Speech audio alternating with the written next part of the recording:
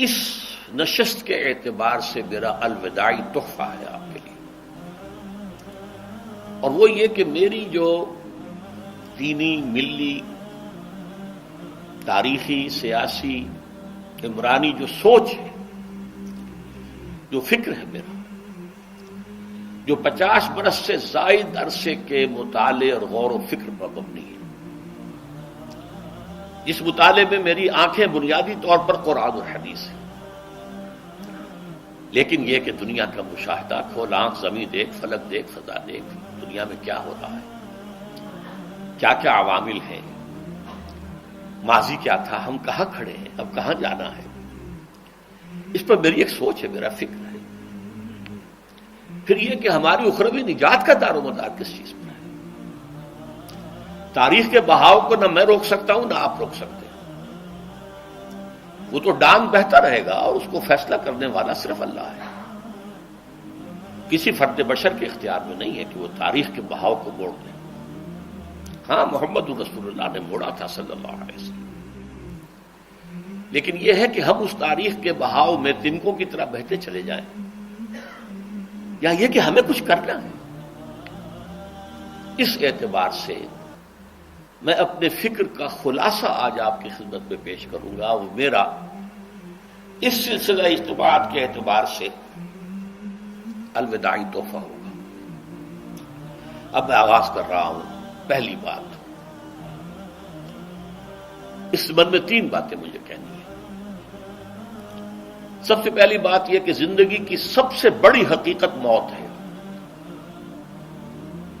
ہم بھلائے رکھتے ہیں، اپنے ذہن سے اسے دور رکھتے ہیں، لیکن واقعہ یہ ہے کہ زندگی کی سب سے بڑی حقیقت موت ہے۔ خدا کے منکر پیدا ہوئے ہیں، لیکن موت کا انکار کرنے والا تو کوئی پیدا نہیں ہوا۔ اس لیے میں نے آیت آپ کو سنائی، کل نفس ذائقۃ الموت، ہر سی نفس کو موت کا مزہ چکھنا ہے، ہر جاندار کو موت کا مزہ چکھنا ہے۔ ثم الینا ترجعون، پھر ہماری طرف لوٹا دیے جاؤ۔ تو زندگی کی سب سے اہم حقیقت موت، اور موت کے بعد رجوع الی اللہ، آخرت، یہ سب سے بڑی حقیقت ہے۔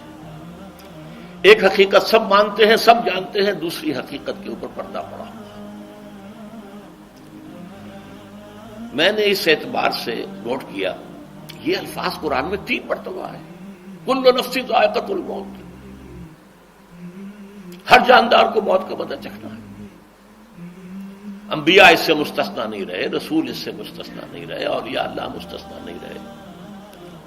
وقتی طور پر استثناء حضرت عیسیٰ کا ہے کہ ابھی وہ زندہ ہیں، لیکن عیسیٰ یاتی علیہ الموت، حضور نے فرمایا عیسیٰ پر بھی موت آئے گی، جب دوبارہ آئیں گے، زمین پر اتریں گے، پھر اس کے بعد ان پر موت وارد ہوگی، ان کی نماز جنازہ پڑھی جائے گی، انہیں دفن کیا جائے گا حضور کے پہلو میں، شادی بھی کریں گے، اولاد بھی ہوگی۔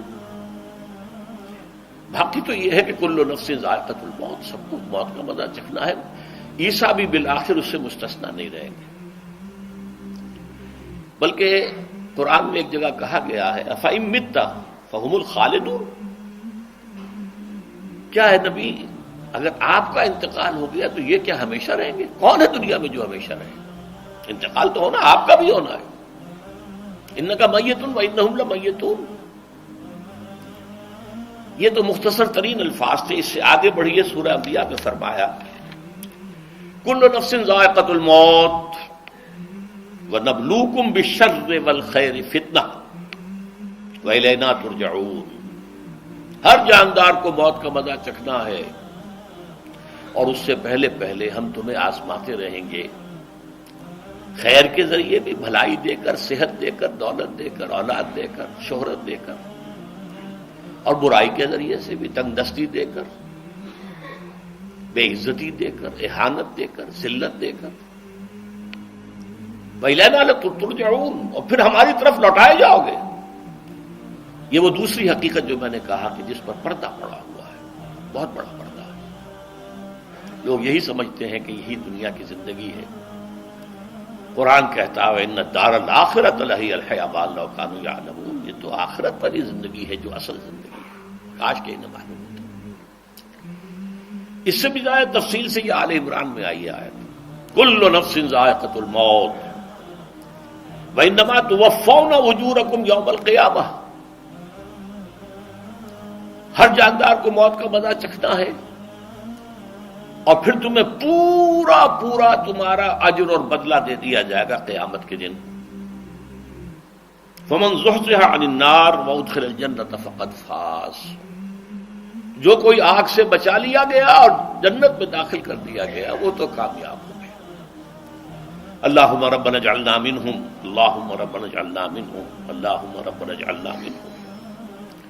وما الحیات الدنیا الا متاع الغرور، اور دنیا کی زندگی تو سوائے دھوکے کے سامان کے اور کچھ نہیں ہے۔ دھوکہ کس معنی میں؟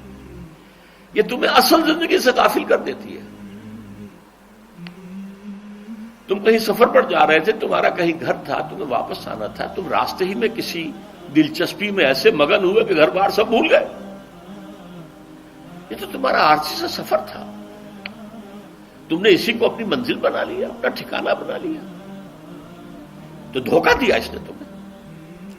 ویسے دنیا کی زندگی دھوکہ نہیں ہے، بڑی حقیقت ہے، اس لیے کہ حضور نے فرمایا انما الدنیا مزرعۃ الآخرہ، یہ دنیا آخرت کی کھیتی ہے، یہاں بوؤ گے تو وہاں کاٹو گے، یہاں کچھ کمائی کرو گے تو وہاں اس کا بدلہ ملے گا۔ اس اعتبار سے دنیا بہت بڑی حقیقت ہے، ایک ایک لمحہ بہت بڑی قیمتی شے ہے، لیکن اگر یہ دنیا تمہیں آخرت سے غافل کر دے تو اس سے بڑا دھوکے باز اور کوئی نہیں۔ یہ اصل دجال ہے۔ میں نے تقریباً 60 برس کی عمر کو جب میں پہنچا تھا تو موت کا انتظار شروع کر دیا تھا۔ میرے قریبی احباب کو معلوم ہے، میں کہتا رہا، یہ بھی کہتا رہا کہ بھائی میں اپنے حصے کا کام کر چکا ہوں، جتنی صلاحیت اللہ نے دی تھی، جتنی بھی میرے اندر استعداد تھی، میں اس کو بھرپور طریقے پر استعمال کر چکا ہوں۔ دم واپسی برسرے راہ ہے عزیز و اب اللہ ہی اللہ ہے، یہ میرا معاملہ رہا ہے 60 برس کی عمر سے۔ اس کے بعد اللہ نے مزید 14 برس دیے ہیں، یہ نافلۃ لک کے درجے میں میں کہتا ہوں، اس کا اللہ کا عطیہ خصوصی ہے، نفل ہے، ہمیشہ کہتا رہا ہوں۔ مسنون زندگی تو 61 برس ہے ہمارے حساب سے۔ علامہ اقبال کے بارے میں سنا ہے کہ رویا کرتے تھے کہیں میری عمر حضور کی عمر سے زیادہ نہ ہو جائے۔ وہ 6 مہینے کم ہی رہی ہے حضور کی عمر سے۔ جو حضور کی عمر تھی وہی حضرت ابو بکر کی، وہی حضرت عمر کی، وہی حضرت علی کی۔ ہاں حضرت عثمان 82 برس کے ہوئے ماشاءاللہ۔ پھر یہاں کے مجددین میں سے وہی عمر حضرت شیخ احمد سرہندی کی، وہی شاہ ولی اللہ دہلوی کی۔ ہاں شیخ عبدالحق محدث دہلوی رحمۃ اللہ علیہ 82 برس کے ہوئے۔ لیکن یہ میں کہا کرتا تھا مسنون عمر تو 61 برس ہے، جسے ہم 63 کہتے ہیں وہ اصل میں ہمارے حساب سے 61 بنتا ہے۔ وہ 63 قمری ہے، جو 9 دن کم ہے، قمری سال جو ہے وہ شمسی سال سے۔ بہرحال میں اس وقت سے منتظر تھا، لیکن جو بھی وقت اللہ نے دیا ہے اللہ کا شکر ہے، وہ مفید کاموں میں لگا ہے۔ ان میں خاص طور پر میں سمجھتا ہوں کہ اللہ کا مجھ پر سب سے بڑا احسان، اور مجھ ہی پر نہیں، بہت بڑے پیمانے پر لوگوں پر جو احسان ہوا ہے، وہ میرا 1998 کا دورہ ترجمہ قرآن ہے جو کراچی میں ہوا تھا۔ 1998 کے مارچ میں میرا بڑا آپریشن ہوا، دونوں گھٹنے تبدیل کیے گئے، لیکن 98 کے آخر میں، حالانکہ میں چل نہیں سکتا تھا، کراچی میں مسجد جو ہے اونچی ہے، دوسری منزل پر ہے، تو خاص ریمپ بنایا گیا جس کے ذریعے میں ویل چیئر پر مجھے لے جایا جاتا تھا۔ میں نے درس دیا۔ اس درس کی گزشتہ چند سالوں سے پوری دنیا میں جو گونج ہوئی ہے اللہ کے فضل و کرم سے، اللہ کی کوئی حکمت خداوندی اس کے ساتھ وابستہ ہے۔ اس میں میرے کسی کام کو دخل نہیں ہے، میری کسی کوشش کو دخل نہیں ہے۔ میں نے تو جو درس میں دیتا آ رہا تھا سن 85 سے دورہ ترجمہ قرآن، البتہ یہ بات ضرور ہے کہ میں نے محسوس کیا تھا کہ سن 98 کے اس درس میں دورہ ترجمہ قرآن کے مجھے خصوصی انشراح حاصل تھا۔ میری ساری گفتگو کا حاصل کیا ہے؟ دیکھیے، نظریاتی تحریکوں کا تعلق اشخاص سے نہیں ہوتا، ٹھیک ہے، کوئی اس کا داعی ہوتا ہے، کوئی اس کا مؤسس ہو جاتا ہے، کوئی اس کا آغاز کرنے والا ہوتا ہے، لیکن نظریاتی تحریک افراد سے وابستہ نہیں ہوتی۔ افراد آتے چلے جاتے ہیں اپنا اپنا حصے کا کام کر کے، جس کو جتنا مقدر ہے، جس کی جتنی اللہ تعالیٰ کی طرف سے توفیق ہے، وہ اپنا کام کرے گا، چلا جائے گا۔ یہ چمن یوں ہی رہے گا اور ہزاروں جانور اپنی اپنی بولیاں سب بول کر اڑ جائیں گے۔ مبارک ہیں وہ لوگ جنہیں قرآن کی بولی بولنا نصیب ہو جائے۔ وَإِنْ يَحْسَبُ أَنِّي مِنْهُمْ، مجھے گمان ہے، اللہ کا فضل ہے کہ میں ان میں سے ہوں، میں نے قرآن کی بولی بولی ہے، اور قرآن مجید کو جیسا کہ وہ ہے ایز اٹ از، اپنے کو مذمومہ خیالات، اپنے کوئی ذہن سے زائدہ نظریات کو میں نے اس میں دخل نہیں دیا، جسے انگریزی میں آپ آبجیکٹیولی کہتے ہیں، خالص معروضی طور پر قرآن کو پڑھا، قرآن کو قرآن سے سمجھا ہے، یا پھر سیرت رسول سے سمجھا ہے۔ میں لفظ سنت کی بجائے سیرت استعمال کر رہا ہوں۔ قرآن مجسم حضور تھے صلی اللہ علیہ وسلم، اور حضور کی سیرت اور حیات جو ہے وہ قرآن مجید کی اصل تفسیر ہے۔ یہ حقیقت بھی بہت کم لوگوں کے علم ہے۔ وہ احادیث کا نام تو لیتے ہیں، احادیث بھی ہے، سیرت بھی تو احادیث ہی سے ہمیں ملتی ہے، لیکن میں خاص طور پر سنت یا حدیث کی بجائے سیرت کا استعمال۔ قرآن کی دو سورسز ہیں، قرآن خود اور سیرت رسول صلی اللہ علیہ وسلم۔ بہرحال انشاءاللہ العزیز یہ کام بڑھے گا، چلے گا، یہ میں ابھی بعد میں عرض کروں گا۔